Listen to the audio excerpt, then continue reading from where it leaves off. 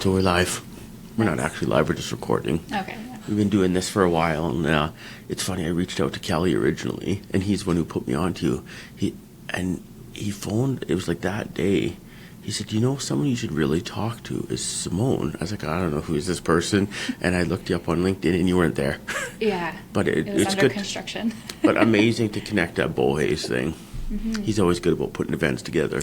Yeah, he's super nice. Yeah. He invited me to a Christmas event in the inner city, and I was like, oh, that sounds really like scary, and I don't like just to show up at an event, but I guess it's kind of like the name of the game in the industry. Networking, relationships. Yeah, so glad I did because he's so great about connecting people, and I think he also just wanted to pass the buck off to somebody so that you'd stop asking him. Oh, probably. I'll tell you a quick Bohay story before we get going with you. I remember years ago, so this would be like maybe 5, 6, 7 years ago, one of our kids was really struggling in school, had some learning disabilities, like just one of those kids. He was a nice kid, but we could see he was falling through the cracks. And I remember talking to Bohay about this, and he said, you know what, like a good friend of mine, Dave Dupuis, who was at CCI at the time, I don't know if Dave's still there, and he put us together for a coffee, text, email, and so we ended up all going for a coffee, because their kid went through a school called Foothills Academy or something down in Montgomery or Parkdale or whatever, and just how, like, that's the kind of guy Bohay is, just like literally. I've met a few people who I think are connectors. He's one, and I always talk about Shauna Holmes. I don't know if you know her. Just amazing girl. She is the president of a group called Canadian Women in Energy. Oh, nice. And she is like one of those people who is a connector. Like it just comes so naturally. Anyway, it's my Bohay story. So tell us about yourself. Well, my name is Simone Chipesia, and I'm a Denizah Cree from Treaty 8, and I've just witnessed firsthand how the energy sector has, how important it is to Canada's economy, and as well, like, how important it is to First Nations communities, especially mine, Blueberry River First Nations. So, I'm excited to talk about my humble beginnings in pipeline, because that's what built me. I just wanted to. No, I'm glad. I'm glad you're willing to do it, because even a lot of people, because pipelines has become, and it's not recently, like it's been polarizing probably for 40 years now, but it's become a very political issue. And it's funny, a lot of people have some really strong opinions, but really don't know much about the industry. So you're a pipeliner. Yeah. So you've done it. So you probably are more in the loop of the nuances and the subtleties, and definitely the misinformation stuff and what's good, because it's not all good. Some of it's bad and not great. And so you probably have a better feel on that than most people, I would say. Yeah, and I always speak about pipeline like in a very positive light. It's just afforded me so many great and rich experiences, but like I never want to forget about those very obvious issues, like mental health issues, like especially like how hard it is for women sometimes. For sure. I never want to gloss over that. But I do have a lot of good things to say. And I think that's mostly due in part to, because I started out working with Solaris. Oh, awesome. And they have probably one of the best programs. And I can't really say or compare to other pipeline outfits, because Solaris just steadily kept me working. And so I was with them for like 8 years. And wow. Just project after project. And well, you must have been good at what you were doing. Otherwise, they wouldn't have kept you around. Yeah, and I like to believe I was. Like, I really put in a lot of hard work. Because like Solaris really cultivated like a leadership community, like a leadership culture, and so it made it possible makes it possible for people to succeed, especially women. And I know when Murphy came on and they created SMJV, they just added another layer of sophistication to For sure. to that magic. I would agree. Like Solaris, so I grew up a pipeline kid, and so I always heard the word Solaris as a kid, and it's just a company. You don't think oh, there's people. There's a Solaris family, and I've got a chance to know them, and I just think the world of them. Yeah. Yeah, very, very great group of people, and so yeah, that made it very easy to succeed. Go back to your first job. How? There's always the first job. Like, why pipeline? How'd you get in? Did somebody drag you in? No. So, like, I'm from Fort St. John, and like I said, the energy industry is just so prevalent in First Nation communities. So it's kind of like it's always been in the background as like a family thing and a community thing. And so my first job was actually Starbucks. Well, not my first job, but the job I had before I got into pipeline. So, yeah, it was such a like crazy transition. But the reason why I got into it was there was a family emergency. I was like 22 and I moved back to Fort St. John from Calgary because I grew up here as well. And I really wanted to help that family member. And so to me, I was like, I'll just go there, get a job, and figure it out from there. And what ended up happening was my sister works at Nina's, and it's just it's a nonprofit organization that connects First Nations communities and peoples with like employment opportunities and education, and they routinely offer like ticket programs. Oh, like get some training and yeah, for the oil field, and so it's called the Blade Runners program. Okay. And she was like, just go get your tickets, like I'm going to get you into the program. And so I did that, and it was fun. It was a really good program. And then at the end of it, I had my little resume with my tickets, and I just went around Fort St. John, and I applied to so many pipeline companies. And didn't hear back from any of them. So, yeah, I mean, that's kind of typical. That's kind of how it happens. It's really hard to get in. But one of my cousins was working at Solaris at the time, and he's like, yeah, just go to the yard. It's by Burger King. He said, just go there. And actually, I don't think Burger King was there at the time. But anyways, in that area. And he's just like, just go give your resume to this guy. Just go to this trailer. And like me being like, I just had no idea what anything was. I like go to this random trailer in the middle of like a parking lot. And I'm like, what is this? And the project manager, I think at the time, John Stewart, I walked in and I was like, hi. And he's like, hi. The whole first year was so awkward. I just had no idea. I was so out of my element. But we started talking, and I was like, yes, I would like a job, please. And he was like, okay, let's see your resume. Asked me like a bunch of questions, and he's like, you're from Blueberry, and I'm like, yes. So that kind of got me into the door. And then another thing that was really valuable was I had my driver's license, and he's like, this is good. So I didn't think anything would come of it, but the next, following week, I got a call from the liaison, and he's like, hey, do you want to go to work? There's a project up in 101, and,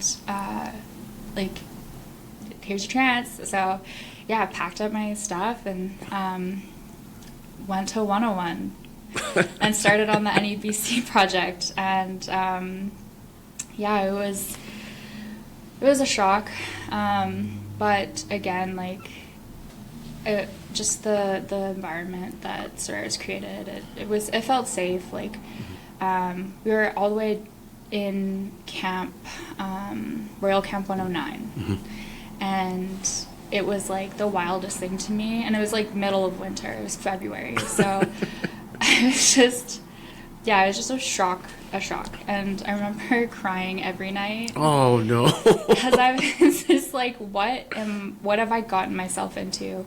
What is this? How do I do this? Like, I had zero construction experience prior to that. So yeah, it was very difficult, and a lot of the guys on my crew, they really didn't think I was going to stay. Like, they thought I'd be gone after my first paycheck. So I didn't want to say they were mean, but they weren't like super welcoming. They weren't like I'm gonna bother teaching her anything. Just because they didn't think you might not stick around, so yeah, to them it was just like not worth it. Passing through, yeah. So I just didn't think I would make it. Like, I didn't even know the difference between a Phillips or like between a screwdriver. And so it was just it was pretty hard to transition. But I started picking up garbage on the right of way, and then it progressed to just kind of keeping an eye out, like, oh, how can I be useful? And well, I think the reason why I was able to kind of settle in was I grew up with horses. So I grew up outside, working outside already, and kind of wasn't a stranger to just labor, right? And another factor, I think, is Western people, like, they're not very patient, and like, they don't, like, in the, I guess, cowboy world, cowgirl world, they tell you one time, and you have to remember that and do it. And so there's not a lot of patience, not a lot of like hand holding. So I was like pretty used to that already, where I was just like, okay, watch, learn, do. And just every day making sure that, I learned the workflow, learned the tools, understood what was going on. And that was kind of, the key to my success. Pretty brave for anyone, but a woman, and just very brave to go do that by yourself. Yeah, it was kind of a culture shock. Actually, my cousin Cheyenne, she was in the industry, and I remember she would visit all the time, and she'd have all these crazy pipeline stories, and she'd like take me out on the town, and she'd like just be like, just burning cash, and I was like, wow, like, it's so glamorized. And then, when I started, I was like, no, I really like this paycheck. I'm gonna stay here. And so that's kind of like how, I was able to kind of keep going. How long was it before you felt like you belonged, like, in the community as a pipeliner? I don't know. It's always very gradual, very progressive, because it's not like one day they're like, ah, yes. You're welcome. No, because it's like every person and on every crew, they have their own standards of like what is a good pipeliner. And so like, once I made it clear that I was like staying past my first paycheck, what really happened with the transition was, it's like, okay, well, prove your worth as a hand. And that's kind of like what it was. It's like, prove you can do the job, prove you're worth a paycheck. And I'd say if you got invited back for the next job, that's then that's how you know, actually. Also, though, I did hit a quota for Indigenous hire, so I think that really saved my neck a lot. But yeah, no, I really wanted, like I said, I grew up in Western culture where it's just like, you don't get a lot of recognition or praise. You have to earn it, and then again, it's not very vocalized. Like, they're not like, good job, pal. They're like it's very subtle, and like, here you go, you can do the work, here's some more. So your recognition really comes from just being trusted, like your competence is trusted, and that's like super valuable. So yeah, like a lot of like horsemanship is really transferable. Like horsemanship knowledge is transferable to pipeline, which doesn't surprise me because a majority of people on the line are ranchers, cowboys, cowgirls, and so that culture is already kind of ingrained there. And yeah, it just kind of felt after a while first nature for me, but yeah, like I said, everyone has their own standard of what a pipeliner is. So I think, you know, just to be like when I felt accepted was when, you know, we could like when my crew worked alongside other crews and I could also like, I guess, keep up. Like that, like every crew has their own different roles and responsibilities, and being aware of that and knowing, you know, like their processes and kind of respecting like their process. Yeah, because a lot of those crews, they'll be together for years, and they have their own mini, like they gel in their own little culture, and I don't know what the word is, brotherhood or whatever. Yeah, it is a brotherhood. It's very much so, and a sorority.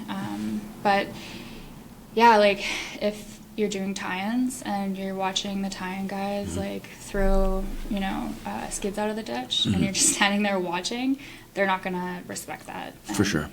And yeah, so like, I think if you want to be a good pipeliner, you have to know most of what every job on the pipeline is. For sure. I mean, I'd say with the exception of a few disciplines, maybe some engineering or safety or quality or something, most of it's teachable. Yeah. So if you, as long as you have a good attitude and willing to learn and be willing to taught and be a grinder, like it's all teachable. Yeah, for sure. And well, like I said, there's professional pipeliners out there. Like this is their craft. And they really, like a lot of people take a lot of pride in that craft. For sure. And yeah, like there's so many ways to streamline your work and to make it easier, faster, better, more efficient. And so people take a lot of pride and ownership in that. And honestly, if you just pay attention at any, because you're always moving around work sites and everything's different. There's so many variables, and a really good pipeliner knows how to, you know, work within any parameter. So if you pay attention to a person who's been there a long time, like every day they're putting on clinics. Oh, yeah. They're doing technical things for even the simplest jobs. So yeah, like being really aware of what's around you and who's around you, and is really important to, I guess, mastering pipeline. For sure. Have you had the chance, because you've been doing it a while, have you had the chance to, I don't want to say be a mentor, but put your arm around some of these new green hands as they were coming up and help them along? Yeah, I wasn't very good at it because I was so focused and independent. Like that's just my nature.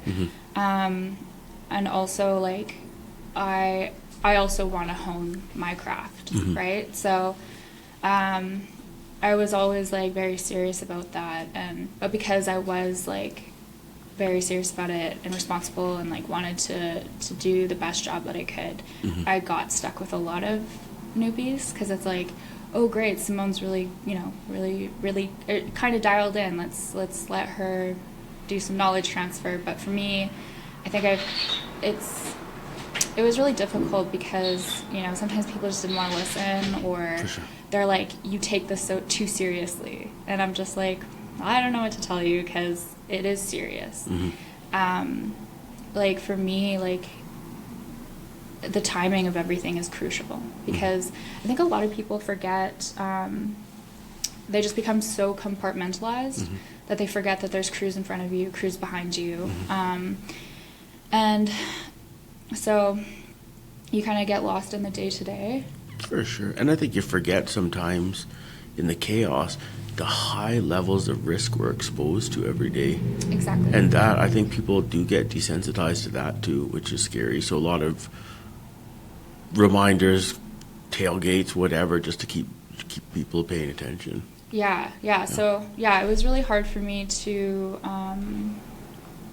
I just didn't have patience, right? I did have that. I did always remember when I was starting out, like I wish somebody would have said something. And so when I had the opportunity to do that, I would say like, oh, watch out for this, watch out for that. And then I just felt sometimes people just were like, whatever.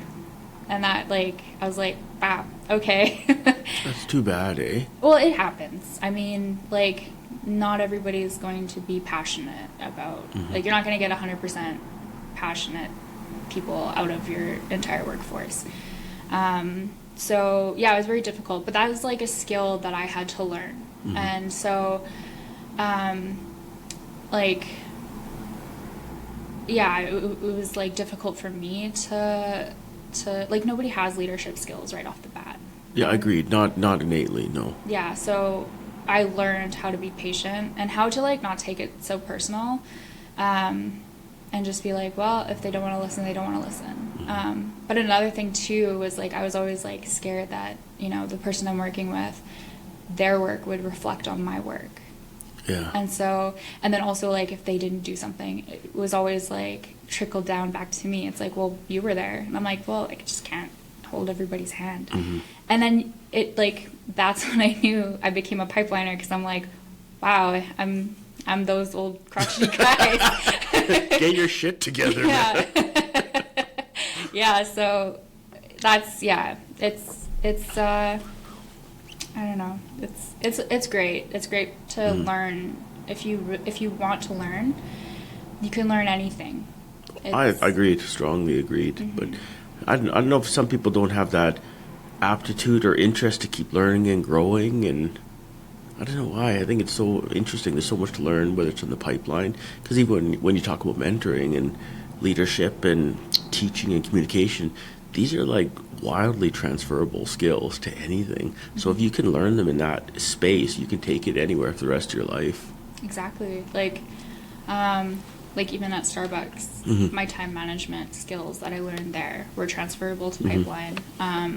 Like you don't think making coffee is gonna be like crucial part of your work ethic, but it does become that, because, you know, you're making 10 coffees, you're in a sequence, right?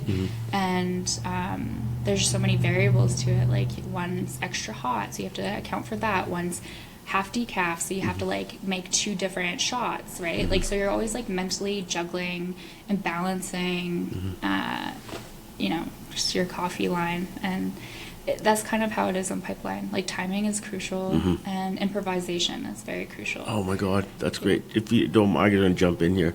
Like, I always tell people, that's one thing I like about pipeliners. They're some of the most task-oriented people I've ever met, because they'll get the job done, because there's going to be challenges and problems. They'll be thinking outside the box, for right or wrong. They'll get it done. Yeah. And I truly believe that. Yeah, and that's probably the most exciting part about, like, watching really talented pipeliners work, because you can just see the gears spinning. And I think that was inspiring as well, because it's like, you know, we run into so many, like, problems on the line, because it takes, like, an hour and a half to get to site sometimes. If you forget something, like, what are you going to do? Like, drive all the way back to the yard? So, yeah, there's a lot of improvisation, and just learning how to do that was very important. And it's kind of like, it's like the 2 rules in comedy is improvisation and timing. Yeah. And so, like, yeah, once you master those 2, I think, like, it's so transferable to anything that you do. Yeah. And so, and a lot of the guys on the line are so hilarious. So. Oh my God, they're the funniest people I've ever met. They're like, if you do pipeline for any number of years, you just become almost like a storyteller somehow. Yes. I mean, that's all you really have out there. It's just standing around talking, getting to know each other. Like, you're there for hours during the day. You're commuting for hours of the day. You share your meals, like, all your meals together. And you just start to, like, get to know people more than they know themselves. You know more than you want to know. I know people having don't like the word family because I use it all the time when it comes to pipeline, but until you've experienced it, it's hard to explain because you might not like them all, but you do have almost like an affection for them as a family. Even if you didn't like them, they're still kind of part of the family, you know. Well, yeah, like you always want everyone to go home safe. And, you know, yeah, when like something does happen out on the line, it ripples through the entire community. And it is a family. For sure. Because you do, you know, you experience so much together and you lay down so many roots. And yeah, it's incredible. Like my closest friends are from Pipeline. So it's very much a brotherhood, a fraternity, a sorority. I like that. Yeah. Have you kind of encouraged other people to join the pipeline industry? No. No. I mean, I wouldn't turn anybody away from it. No, if someone was like, I want to go pipelining. I've actually had a few relatives who are like, can you get me a job? And I'm like, yeah, for sure. And I like set it up and then it like, they just don't, like it doesn't fall through. They don't really take it to the next level, which is always embarrassing because like name hiring. Oh, for sure.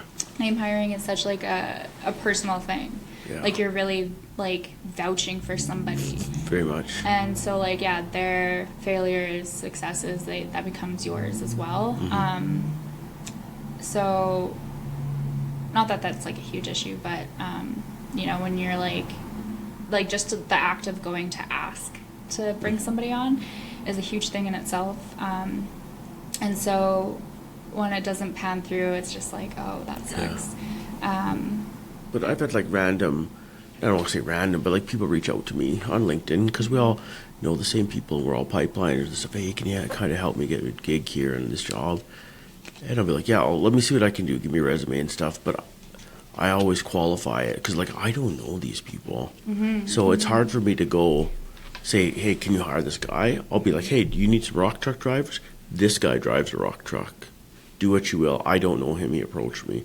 And I don't want to throw him under a bus, but I need to, like, basically, when I do vouch for someone, I mean it. Yeah, you really have to know their work ethic. And for sure. That's, like, why I'm not saying, like, I don't want to help people get into the industry, but it's just, like, it's so, like, people don't understand how crazy the schedules are. Oh, the hours alone. Yeah, and it's a commitment, so... Yeah, of the, like, 2 people I've tried to bring on, like, them not even being able to commit to the onboarding process is just, like, they'll never make it out there. And unfortunately, like, it is a hard transition, and, like, you're basically leaving home for months on end, and your entire life is operating behind you. And there's a lot of sacrifices that are made to be in this industrial complex that people don't understand. And so, yeah, that's why it becomes a fraternity / sorority, because like that's what, if anything, that's what we all have in common is that that isolation.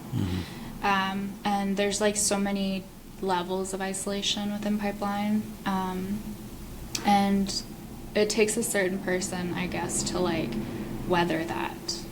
Absolutely. That gets tough. I've talked to even young people who want to come out into the industry, and I'm very open about, you know, how special a place I think it is, because the family, the relationships, all these things. But I said, but, you know, not all of it sunshine and roses, man. Like I said, this industry, whether it's pipelining or drilling or the energy industry in general, it's savage on your body. It's savage on your relationships. And, you know, once you start missing those first family dinners, the first Thanksgiving, the first graduation, the first birthday, first anniversary, it starts to sink in. There is a sacrifice, you know, so it's a trade-off. It's not, I don't want to say it's worth it for everyone, because even I'm not even sure if it's worth it some days. But you need to go into this industry with your eyes open.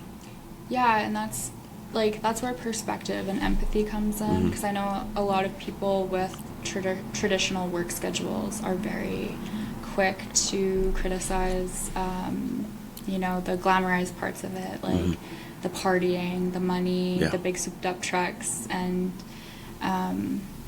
it's really sad to see people villainize the industry, because it's like, you know, when you start to think about the other factors that go into the shift work, like the detrimental parts of it, a lot of the addiction issues start to look symptomatic, because like there's serious health issues that are associated with shift work, like you know, diabetes, heart issues, depression. And so, you know, you have a lot of guys who or I guess a lot of people who don't know how to cope with that. And so, you know, whatever's readily available is what they're going to lean into.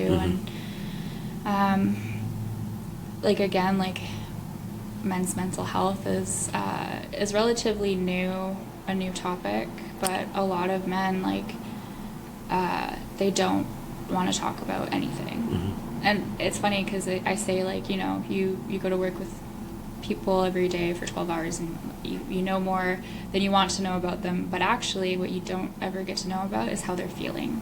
And they, like, people just keep that so locked up. And yeah, it's slowly changing, though. I think there's a lot more support in the industry.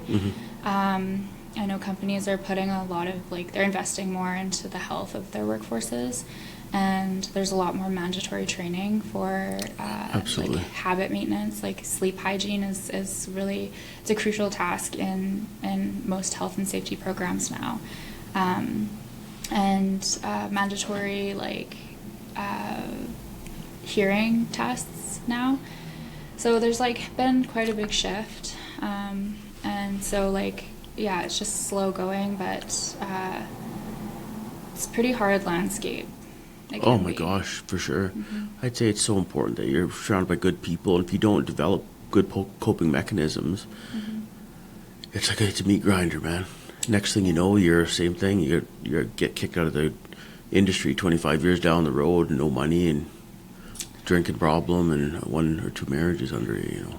Yeah, so, you know, like those souped up trucks and the partying, it represents a lot more than hedonism to me. It's just a byproduct of, that meat grinder that the public doesn't really understand. And it can get pretty sad. I know when we had some meetings this summer at camp, and I'd never stayed in lots of camps over the years, obviously, and I'd never been a part of any meetings. It was actually a foreman that approached me because he was trying to get sober, and he's like, so there's no meetings at camp, but I'm trying to go to meetings every day, and can you help? So we figured out some meetings in a private place. We did it in the project management trailer so no one could see, and you can come and go as you please. And as it grew from week to week, so we did it twice a week.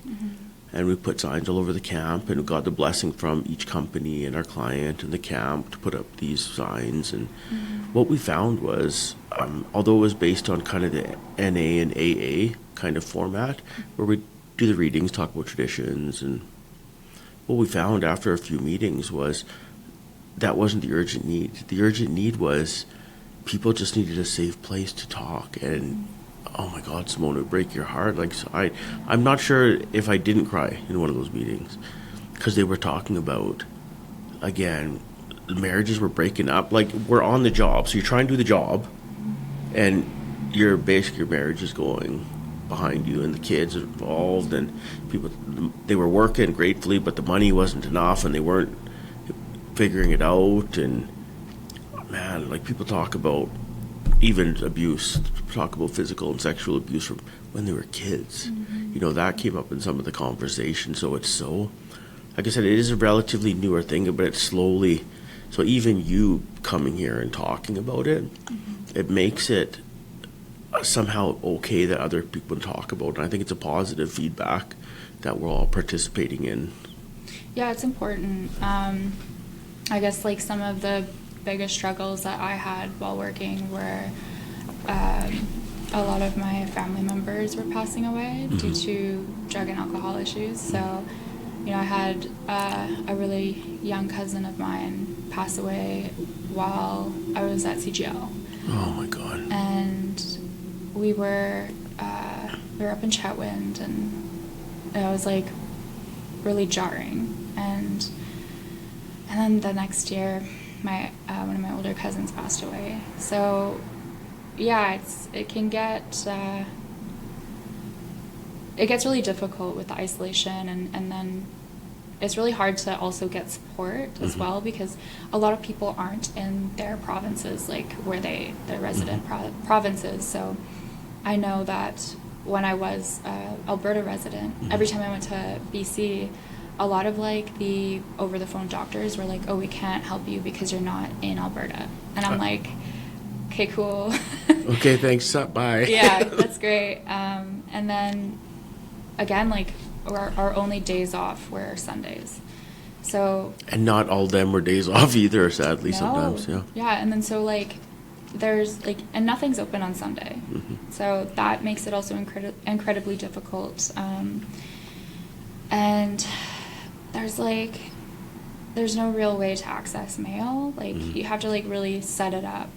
There's always like a process, and then yeah, like if you lose your bank card or something, It's a screw up, yeah. yeah, like it really is really hard to do anything, and in some ways it starts to feel like prison. And yeah, it's just kind of like a harsh way of living, but yeah, like you have to save everything for those like months or weeks you're at home, right? And it's so difficult to get everything in, and then everything just starts to kind of like overlap, and it's just so hard to kind of get your bearings, because you're home for so infrequently, and you have to like plan your dentist, your doctor. For sure. You know, you have to like figure out whose birthday is it, like what's going on, like where do you have to be. And so, you know, you get off a long hitch, you're like dead tired, and then you have to like also go Hit home. your friends, family, see your mom, see your dad, go for dinner, yeah. Yeah, it's like an accelerated like home time, and it's exhausting, and then it's over, and then you're back at work, and it's kind of like living in like a hurricane. So yeah, like that's why so many people turn to drugs and alcohol. For sure. And yeah, there's not a lot of time for hobbies, and yeah, so I think like for me, what really helped grounding me was really taking in the landscapes, because we are always working in some of the most beautiful country. Agreed. And so if you just take a moment, you know, look at the landscape, and that really helps just to appreciate every moment. And then like we also get to see every sunrise and sunset, so that was something I really, really valued. And just taking like little moments here and there to ground yourself is really important. God, they should do a little like onboarding course on like mindfulness. Basically stop for a few minutes every day and just pause. They do, but it's like more work oriented. It's the 20-20-20, I think. So, but yeah, you could apply that to your life. And then another thing was just laughing with the crew, like having inside jokes, and it really makes everything more palatable. But like not everybody has that perspective. But and that's the thing, is like you really have to create those moments. You have to put in that work to make it worthwhile. And if you do that, like it becomes a really fun place to work, a really fun place to be. So yeah, like there's ways to mitigate it and not to fall into that black hole, which is pretty easy to do. Oh my, it's so easy. Even now, I would say, you know, drinking, it's still very entrenched into the pipeline culture. When you finish work, have a beer on a Saturday night, maybe have a few more, and yeah, it's tough to separate. It's nice to see a lot more non-alcoholic beers being splashed around. We started keeping them in the fridge in the shack, because the pilots, that's how it started. So they could always have one. And I noticed even the last couple of years, a lot more people are drinking them. A lot more people are getting sober for whatever reason. It's nice to see. Yeah, I think that like society as a whole, like just really turned to drinking, especially during COVID. And I think in media, like, it's always like that's the main topic in every song. It's like, you know, just me and my whiskey, or For sure. you know, like. But it's everywhere. Good times, drink. Bad times, happy, yeah. sad. Does Yeah, actually, I quit drinking about 2 years ago. Awesome. 2 years ago. And that was like the most shocking part for me, was like at the end of the day, or like throughout the day, something like minor would happen. And immediately I would be like, well, I'm going to drink about that later. And I was like, oh, wow, that's crazy. That option's not there anymore. Yeah, and then like kind of unlearning those cravings was really trippy, because it's like not a thought. It's kind of like a ping in your body, where you're just like, oh, I'm gonna drink, like I'm gonna have a drink later, like about that, or I guess it's a trigger, right? Well, yeah. So like the triggers can be really big or really, really small, and the really small ones like really surprised me. And yeah, I started off with drinking non-alcoholics, and yeah, it was very difficult, kind of untangling it from my everyday. And it's a really long journey. You really learn about yourself a lot, and I guess just like relearning hobbies was the wildest part. I was like, well, now I have all this free time and all this money. You save a lot of money. Yeah, for sure. So, like, that is the reward, is just having your life back, I guess, because it does rob a lot from you. And some people don't even understand how it is robbing from them. So, yeah, I would love to see less drinking in the oil field, because, yeah, it gets out of hand, I think. For sure. It's one of those funny subjects that comes up a lot, because, you know, some people, certain clients do have dry camps. And, you know, it sounds good on paper, but again, the guys do have a tough time with it, and it might potentially lead to other incidences, such as drinking and driving outside the site, and it's definitely not a black and white issue. No, and like there needs to be a balance, because yeah, like there's no such thing as a dry camp. Agreed. And yeah, but I know that, especially within my career, like we had some people who were really, like, you could tell like they were like they really needed that extra help. So I think collectively, in the end, people take care of each other. So you know, yeah, it's not. I guess it's not all bad. Right on. So one of the reasons I want to talk to you today, do you want to dive into the West Earth? Yeah, I don't, because I don't know a lot about it. That's why I wanted to talk to you about it. How'd you get involved? What do they do? What is it? Yeah, so I was doing economic development for my nation, and then the CEO of West came on. He left West to come help run the ECDev department. And not that I want to get too much into that, but it just, due to the vortex that is my nation, it's just really hard to really get anything off the ground. It's always like a long process. It's just too, there's just too much, I guess, history. So anyways, like, it just didn't pan out, and he was like, well, I'm going to go back to West and see if, you know, just return to my job there. And he was like, what are you doing? I was like, I don't know. Go back to pipeline.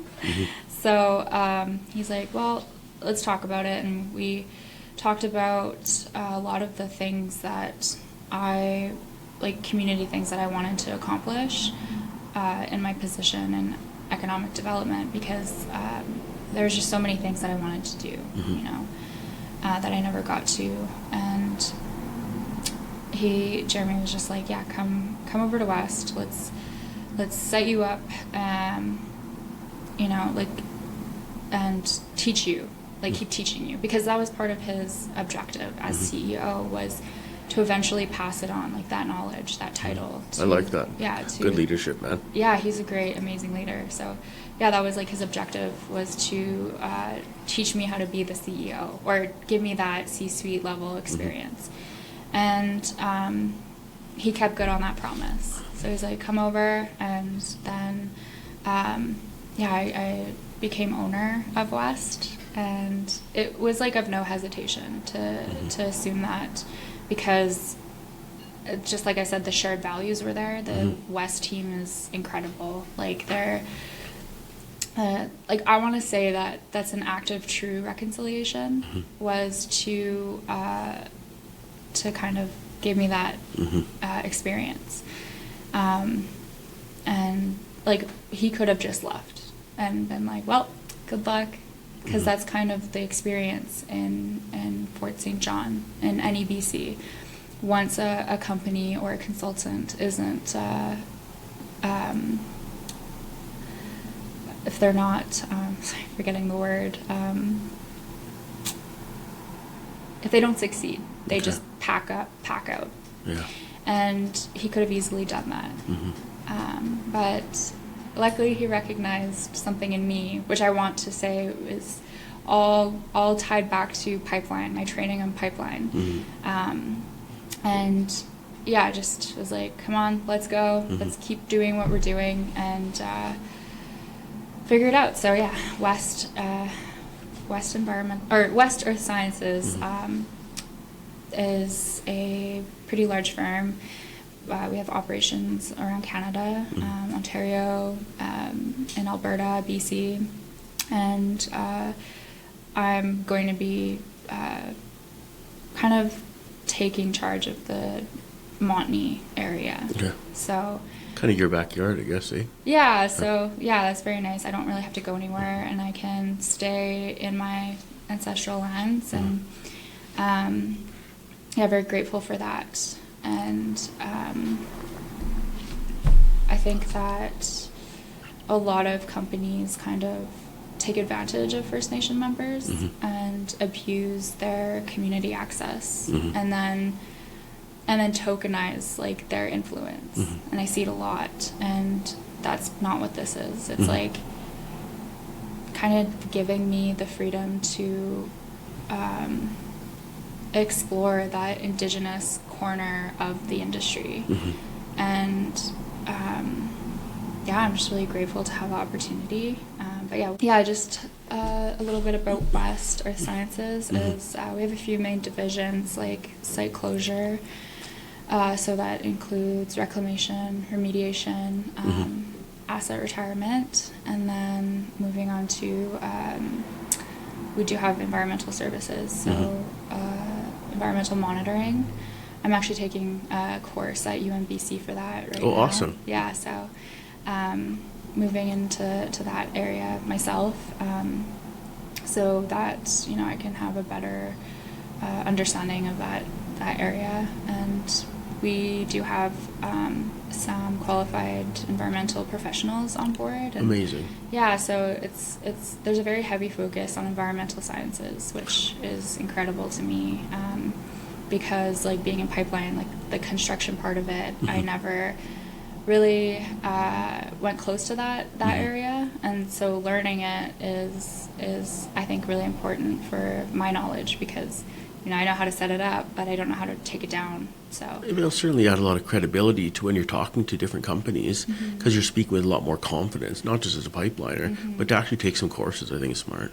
Yeah, that's going to be the most crucial part, because my background is actually in industrial coatings. So, and I'm a fully certified pipeline inspector, which is also another division of West. We just recently acquired Guyman Inspection Services. Oh, I didn't know that. Okay. Yeah, so we're adding that to our services, and it's going to be a big one. And yeah, we're currently integrating GIS into our sphere.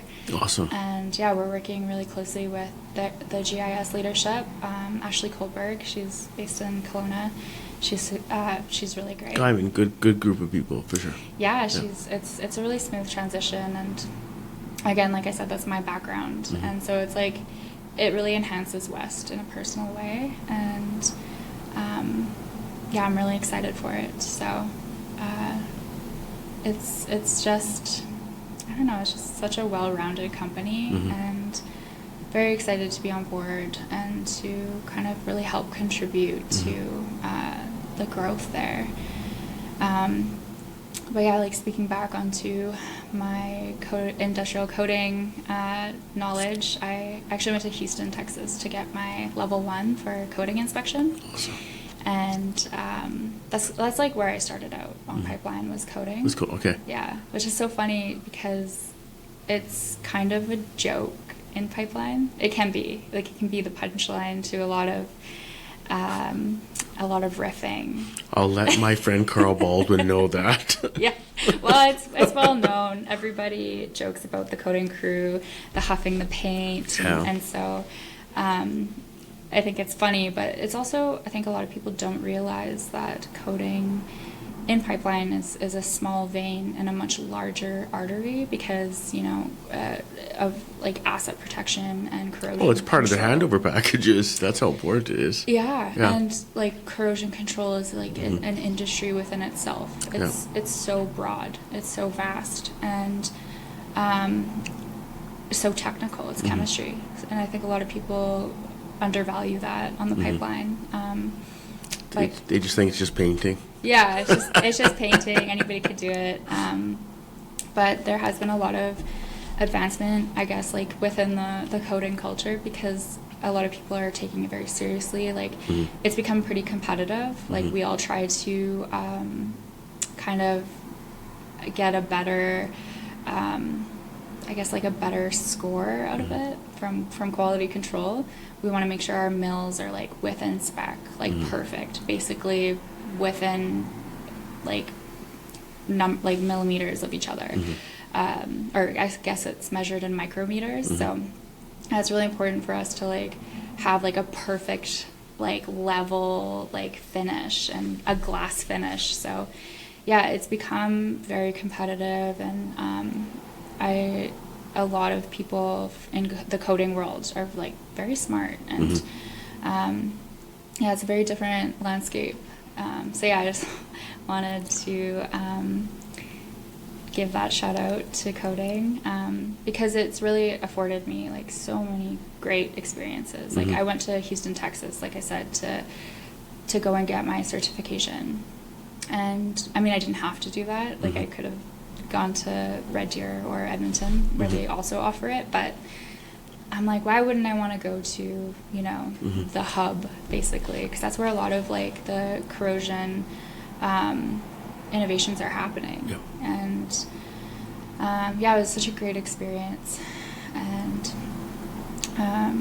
like another component of that is like, I guess, data control and data management, and there's lots of paperwork associated with it. You know, you have to constantly be checking ambient temperatures and making sure you're within spec, and so it's like coding was such a good segue into inspection, and probably one of the easier ways to get into inspection within the pipeline realm, because you could do dirt work for a long time and then never really even brush that close with any sort of inspection, or like want to do that, right? Whereas like in coding, that's the next step, is to go get certified and become an inspector. So yeah, it's very very important. So yeah, like I said, I'm really excited to have that service line with West, and yeah, it's great. Outside of the courses you're planning at in Prince George, what other training and what do you want to do more training? Good question. Lifelong learning kind of thing. Well, actually, next week I start a new course. I really need to get the environmental course wrapped up this weekend. Because on Tuesday I start a leadership essentials course at the local college in Fort St. John, Northern Lights College. There's actually like a BC grant called Future Skills Grant, and so it's like $3,500 for like per lifetime, per applicant, anyways, I used that to get into this leadership course. Excellent. And actually, one of my friends pushed me into it because she's also into that. She's in the industry as well, and she is always like wanting to learn and to mentor. So yeah, she's been very helpful and super awesome. That sounds like good advice, because a lot of people who are even, technically really strong, they don't necessarily have those leadership skills, because that's something that doesn't translate necessarily. No. So if you can work on those now, I think it's amazing. It's a skill. You have to learn it. Anything's a skill, really. You just have to like put the work into it, or go and find that additional training. So yeah, I'm gonna lean into a lot of like leadership skills, and then a lot of technical stuff. So like the environmental monitoring course is like, it's just scratching the surface.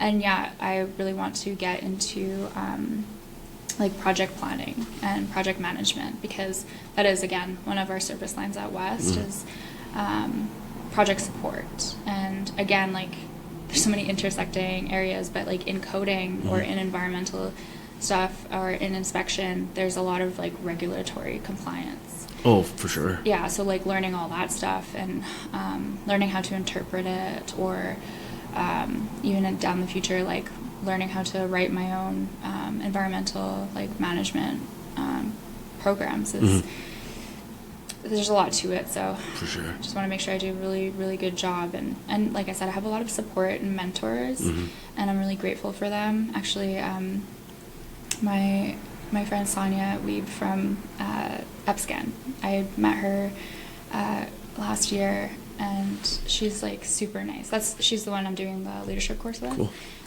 But she says she's really pushy. She's like, I'm sorry, I'm just so pushy. I'm just pushing you into it. And I'm like, no, I'm like incredibly grateful for this, because nobody does that. Nobody's just like, here, come with me, And so incredibly grateful for that.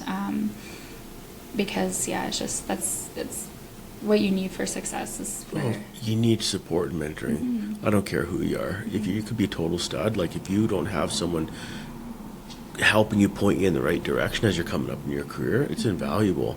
I find mentoring doesn't necessarily come naturally to everyone either. So if you can find that person who is really willing and giving, and you can attach your wagon to them, that's amazing. I think it's awesome. Yeah, it's also like on both sides, I guess, like, you have to find that person that's willing to mentor, but you also have to be open to that as well, because I know a lot of people they're like, no, I know what I'm doing, or I don't need that.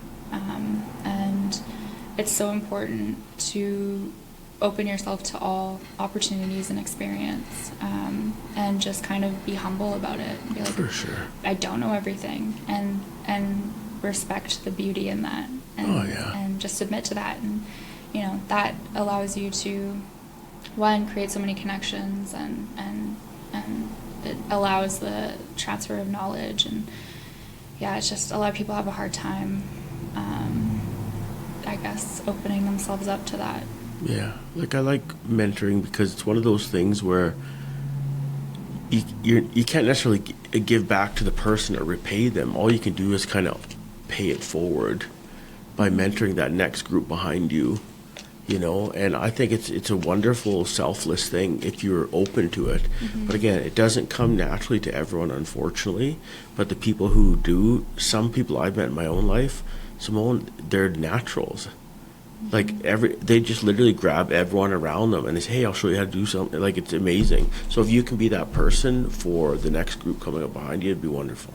Yeah, I would definitely want to learn how to do that, because like I said, like when I was pipelining and I was, given these newbies, and I had a hard time with that, that's something in myself that I recognized and was like, I want to like learn how to guide people and properly, and then not take it personal if it doesn't work out. And again, like you said, like you don't have the chance to thank your mentors. Yes. And then like knowing that and being like, it's not about me, it's about them. And yeah, like for me, I'm just an amalgamation of every mentor and coach that I've had. Like even back to my horsemanship days, like so growing up, I didn't have like a teenager job. I exchanged chores and labor, I guess, for lessons from whatever resident trainer was at the barn that I was at. And I learned so much from all of them that I still carry with me today. But you had a good attitude as a very young person, understanding the importance of education and knowledge transfer and all these different things. I don't think not everyone understands it that young. They pick up on it later. They realize education is like, it can open so many doors, you know. But if you figure that as a young person, that's exceptional, I would say. I was actually taught that. Yeah. So my mom and my grandmother, like I come from kind of a line of single mothers. And my grandmother, well, my grandfather died like when my mom was really young. And so my grandmother had like 6 kids to take care of. And so, you know, she was like a camp cook. She was for a lot of guiding outfitters up north. And she was always making sure that like my mom and my aunties and uncle were like in school, and just always striving for something more. And it really took with my mom. She's like, I think the second oldest, so you know she did take care of them a lot, and so she kind of had to assume that responsibility at an early age. But yeah, she like always instilled in me like hard work and education is like key, and that's the only thing that's going to take you far. And she went to law school when I was a baby. Like she really worked super hard to defy all odds. And you know, like so far as like taking me in a sled on the bus, like or to the bus, and like you know, I would be at the university with her while she's studying and just, you know, doing everything she could to succeed. And then hearing that growing up was like, you know, at the end of the day, like you don't have anything except for your brain. And so yeah, that became something really important to me. And then also like kind of recognizing the intellectualism in other people was something that I'm just like aware of, because I'm like, you know, there's like academic intellectualism, which is like super overrated. But everybody has like their own thing that they're just like wicked smart at because of their experiences. And it's like finding that thing and learning from them. And again, like Western people, they're not really like immediately giving. You really have to earn it. So I think that too was like another lesson of be respectful, pay attention, and I'll teach you. And so yeah, it creates this like quietness in me where I'm like receptive, and I'm like, let me learn and let me extrapolate on those teachings and help it kind of guide my future processes. And there's just like this saying that I've always had in my head where it's just learn from the mistakes of others. And you know, it's really important to see other people mess up and be like, how does that apply to me? And like, or when I mess up, I'm like, how can I do better next time? Instead of getting all wrapped up in the, oh my god, I've messed up, and oh my god, like everybody's like mad at me, or nobody cares. Well, we all do it. We all screw up, and it really stings. It hurts, stings the ego. But man alive, that's where all the good learning, like even in my own life, where you kind of mess up and you're like, be better. And then you think, okay, well, this is a learning opportunity. So I can either be pissed off or I can take that and move forward. I guess I'm also missing the element of, I grew up with a lot of like if you mess up, you're going to get yelled at. But it teaches you to take ownership of that. Yeah. To be like, I did mess up.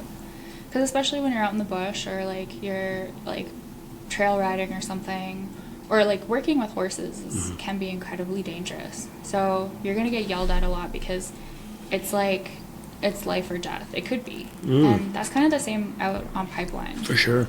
Like, if you get yelled at out on the pipeline, people kind of take offense to it, but it's just like, no, like, if you don't learn right now, right here, like, that could be dangerous in the future for not only just you, but the people around you.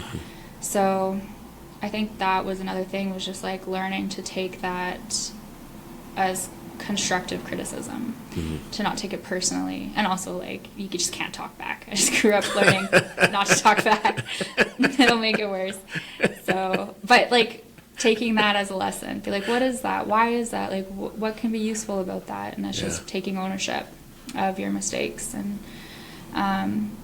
learning from it and applying it to the future, and just not being embarrassed, and learning that, you know, getting yelled at isn't the end of the world. It's it can be useful. If you can get through that, sucks, it's embarrassing and blah blah blah. Yeah. Like, maybe I did mess up. Maybe that was on me.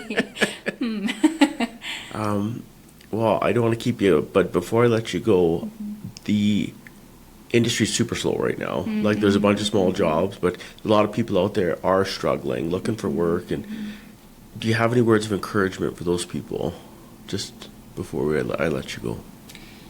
Yeah, like, nobody knows where we're gonna be in, you know, a couple months or a year, right? It's scary, and the most you can do is just show up every day, just try every day, and whatever you're doing or wherever you are, like it's like back when I was learning how to pipeline, learn the workflow, learn where to be useful, always be open to experiences, and talk to people, like, get to know people, and just create your network, and always speak openly and honestly, because people like that, and people resonate with that. And when you speak your truth, you know, you'll find like-minded people, and that the network is what will get you in anywhere. And just always be grateful for what you do have, and always show gratitude to people who have helped you, and just always take every moment as a learning opportunity, because, you know, your experiences is a knowledge transfer within yourself, and that's what will lead to your success, is to just believe in your own abilities, because then other people will. Awesome, great advice, thank you. Thanks. So you got to come back, because we didn't even scratch the surface on a lot of stuff that I need to talk about you with. One is women in the energy industry. That's important for me. My wife is pipeliner, and I have so many female friends. There's a world that they see a lens of this industry through that's different than mine. And I'd like to talk about that next time. Local community, some Indigenous First Nation issues, and as part of the pipeline in oil and gas, how that all interacts. There's some positives and some negatives. I would love your opinions on that. So if you come back again, I would really appreciate it. Yeah, for sure. And just back to the women in industry, like, big shout out to all the gals who ran. So, like, my generation of industry girls could walk, because I know throughout my jobs and stuff and projects, like, I've met a lot of, like, women who they really carved out their spot through gritted teeth, and just big props to them. And I would love to speak more on that next time, and everything else. And thank you so much for having me. Thank you. It's pretty incredible to be able to share, you know, my story and some of my opinions. And I think we should definitely have a part 2. Yeah, or a part 3. There's a pretty meaty subject in there. Yeah. Have a great day, and we'll talk soon. Okay, thank you.